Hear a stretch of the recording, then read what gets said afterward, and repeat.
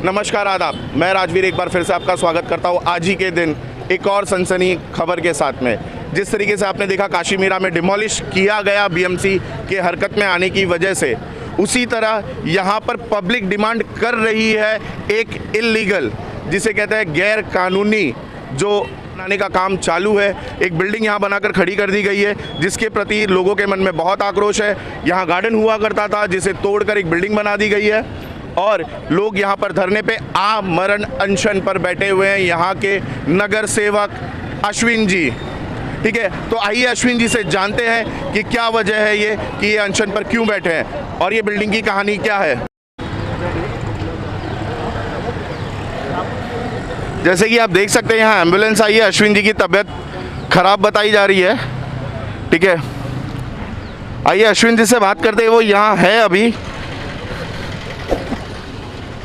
अश्विन जी, तबीयत कुछ क्योंकि पानी पीने से खाने से गला मेरा एकदम सूख गया है। हाँ। और थोड़ा बुखार की आदत नहीं, तो थोड़ा तकलीफ है। आप जैसे कि देख सकते हैं कि कितनी तकलीफ़ उठाई जा रही है उनकी तरफ से इस कंस्ट्रक्शन को रोकने के लिए। उन्होंने पानी, अनाज, सारी चीज़ों का त्याग कर दिया है मात्र इस बिल्डिंग के कंस्ट्रक्शन को रोकने के लिए, इस चीज़ को डिमोलिश करने के लिए। बताया जाता है कि गार्डन था, लोग बैठते थे, अपना समय बिताते थे, एक दूसरे से मिलते थे। बिल्डिंग को बनाने के लिए मंदिर, लोगों की आस्था भावनाओं के साथ भी खिलवाड़ किया गया है। अश्विन जी उसी के खिलाफ। अश्विन जी बताइए, बड़ी ताकत लगती है अपने ही पार्टी जो सत्ता में है उसी के खिलाफ धरना देकर बैठने के लिए। बहुत हिम्मत की ज़रूरत होती है उस चीज़ के लिए। इस बारे में आप क्या कहेंगे? सही के लिए लड़ना, क्योंकि जनता ने अपने को चुन के दिया है और सही के लिए लड़ना ये अपना फर्ज है। तो पार्टी को भी इस विषय में सोचना चाहिए कि जनता ने अपने चारों नगर सेवक चुन के दिए हैं और लोगों ने प्रेम दिखाया, पार्टी प्रेम, तो पार्टी को जो बॉडी है उनको भी मदद करना चाहिए। जैसे कि आप अभी यहाँ पहुँचे हो, इस बात के बारे में आपको पता कहाँ से चला? देखिए, मैं ये जो बाजू की बिल्डिंग है, जिनको इस चीज़ से प्रॉब्लम हो रही है, ऑब्जेक्शन है, तो वो काफ़ी दिनों से मेरे कांटेक्ट में थे और मैं ये प्रयास भी कर रही थी कि इसमें लीगल क्या है, क्या नहीं लीगल है। कुछ चीज़ें ऑफ कोर्स उनकी तरफ से जो होना चाहिए था वो हुआ नहीं है खाना पूर्ति, तो उसके लिए मैं आज जब मुझे पता पड़ा कि अश्विन भाई यहाँ बैठे हैं, कल ही पता पड़ा था लेकिन कल मैं थी नहीं इसलिए आज आई हूँ, तो मैंने उनसे मिलने के लिए, इनके हालचाल पूछने के लिए आई।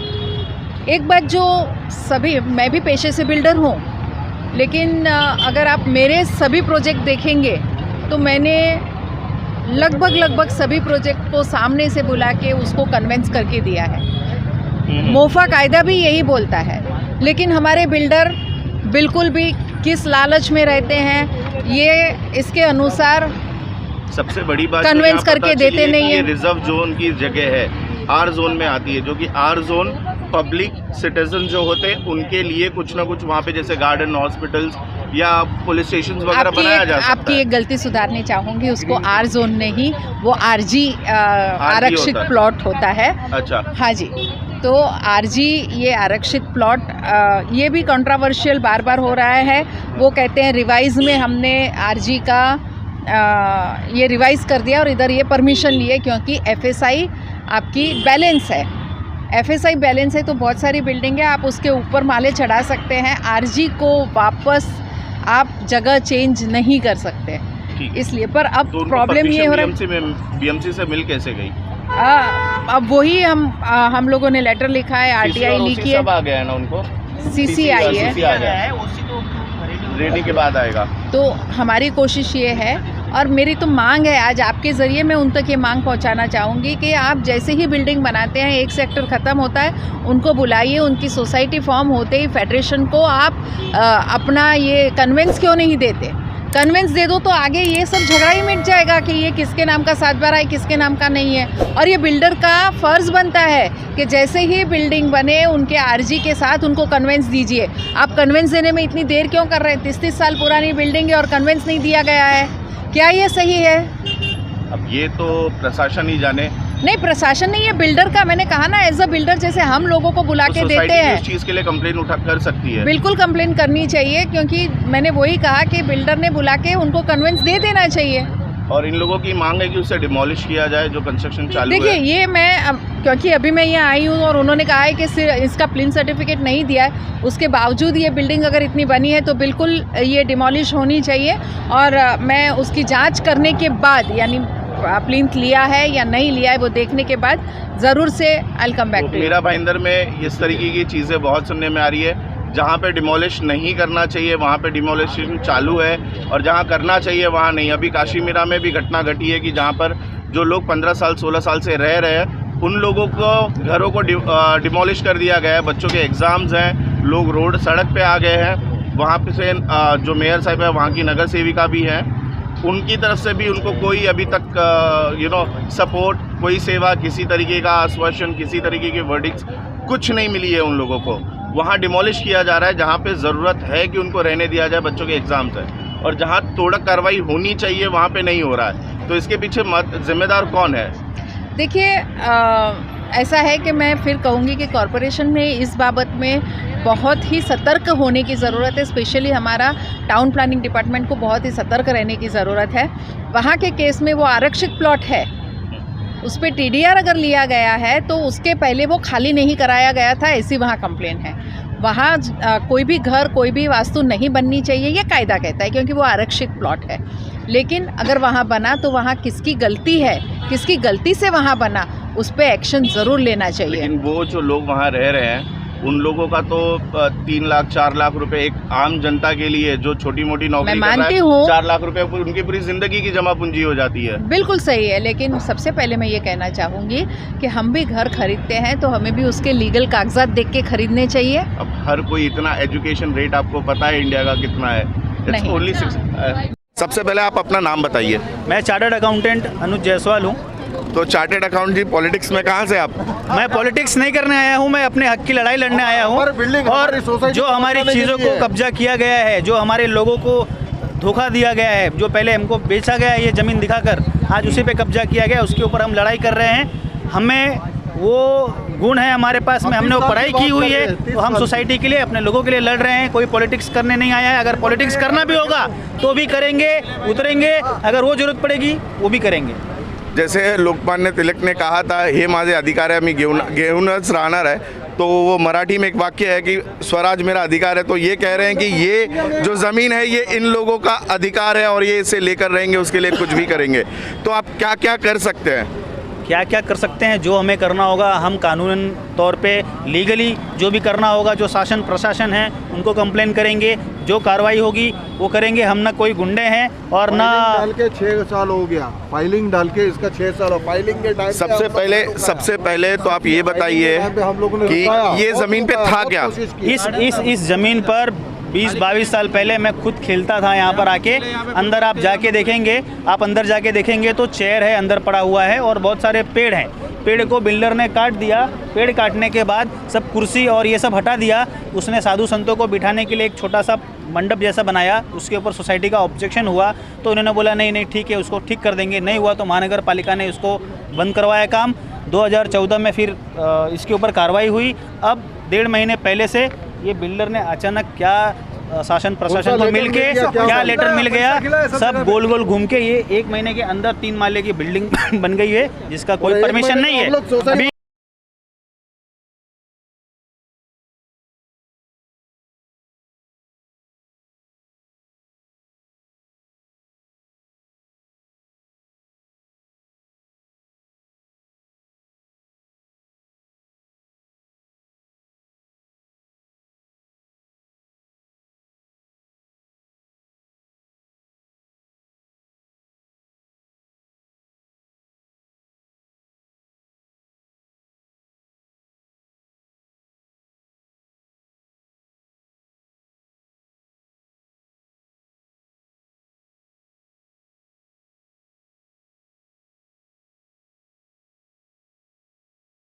आ गया कि पहले यहाँ मंदिर बनेगा, मंदिर को वहाँ पे एक ज़रिया बनाकर अपने सारे माल, अपने जो भी रेती वगैरह लगती है, उन सभी चीज़ों को अंदर लाया गया है। तो यहाँ पे ये पंडित जी भी यहाँ एक हैं खड़े, उनसे भी बात करते हैं, उनका क्या कहना है।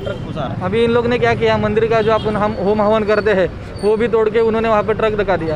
एक तो इतनी कम जगह पे मंदिर बांधने के लिए ये लोग परमिशन नहीं देते, तो ये मंदिर में कौन से अधिकार से सामान उतारते हैं। पहली बात, ये मंदिर है सार्वजनिक इंसानों को श्रद्धा के लिए बनाया गया है, तो इन्होंने सामान कौन से अधिकार से रखा, ये भी गलत है। एक तो ये काम जो करते हैं बिना कायदे से करते हैं, बिना कानून से करते हैं, और एक अभी तक मंदिर तक पहुंच गए। अभी ये लोग मंदिर तक पहुंच गए तो हम लोग श्रद्धा के तक पहुंच सकते हैं ना, तो हमारे मन में भी थोड़ी खेद लगती है।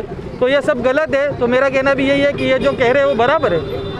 मंदिर का दरवाजा बंद किया वो जाए। कहते हैं कि जैसे कहावत है, दोहा है कि माया मुई ना मन मुआ, मर मर गया शरीर, आशा तृष्णा ना मुई, ज्यों कह गया कबीर। तो लोगों की जो माया है, इतना ज़्यादा लोगों में लोभ भर गया है, आज के बिल्डर इतने ज़्यादा गिर गए हैं कि लोगों की आस्था, लोगों के जो यादें हैं बचपन की, जो गार्डन हुआ करता था, लोगों का कंफर्ट जोन था, एक लोग वहाँ पे बुजुर्ग आकर बैठते थे, उन सारी चीज़ों को ध्वस्त कर कर अपने लिए 4 पैसे कमाने के लिए ये बिल्डिंग, मैं कैमरामैन से कहूँगा कि वो दिखाएं बिल्डिंग। इस तरीके से बिल्डिंग खड़ी कर दी गई है जी, 1 महीने में खड़ी कर दी गई है ये बिल्डिंग, जो कि इतना काम करने के लिए देखा जाए तो एक नॉर्मल बिल्डर को 2 से 3 साल का समय लगता है, और 3 साल के समय के कार्य को 1 महीने में इतना फास्ट कार्य भारत में होता हुआ देख बात तो बड़ी खुशी की है, लेकिन देखा जाए जो घटना घट रही है यहाँ पर वो बहुत दुखद है।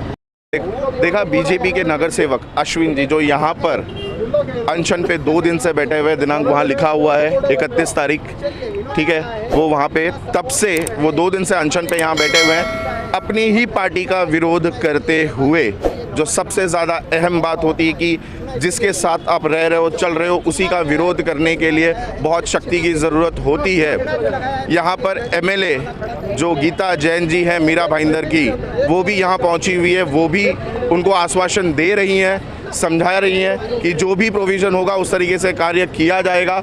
लेकिन अश्विन जी देख सकते हो आप, ये जो बिल्डिंग यहाँ पर खड़ी है, ठीक है, अश्विन जी जिद कर कर बैठे हैं कि इसे डिमोलिश किया जाए, बीएमसी को हरकत में आना होगा और इसे डिमोलिश करना होगा।